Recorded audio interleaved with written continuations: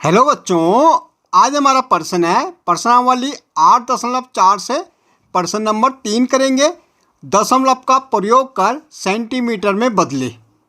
भाई हमें दे रखा 5 मिलीमीटर, हमें इसको कन्वर्ट करना है किस में, सेंटीमीटर में बदलना है सेंटीमीटर में।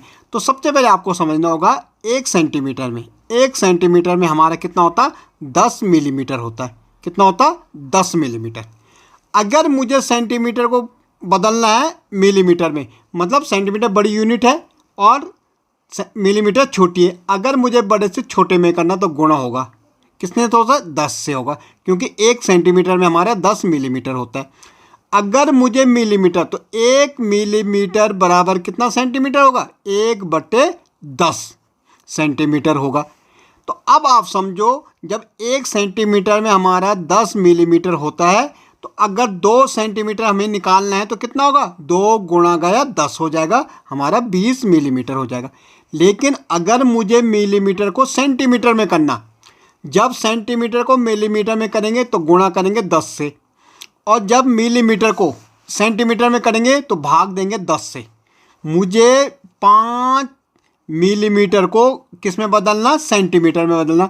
तो 5 को 10 से हम क्या देंगे, भाग देंगे, और ये आ जाएगा 0.5 सेंटीमीटर आ जाएगा।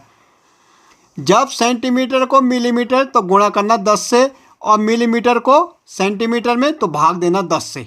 तो हमें मिलीमीटर को सेंटीमीटर में करना, तो किससे भाग देना, 10 से। क्यों देना, क्योंकि 1 सेंटीमीटर में 10 मिलीमीटर होता है। तो 5 मिलीमीटर को हम भाग देंगे 10 मिलीमीटर से, मिलीमीटर से मिलीमीटर कट जाएगा, तो 0.5 सेंटीमीटर हो जाएगा। भाई कैसे होगा, भाई 1 0 है तो एक संख्या क्या आ गया हमारा, क्या लगता है, दशमलव लगता है, या आप भाग भी दे सकते हैं। भाई ये हमारा 5 है, यहाँ पे दशमलव लगेगा, यहाँ 0 बढ़ जाएगा, 10 पंजे हमारा कितना हो जाएगा, 50 हो जाएगा।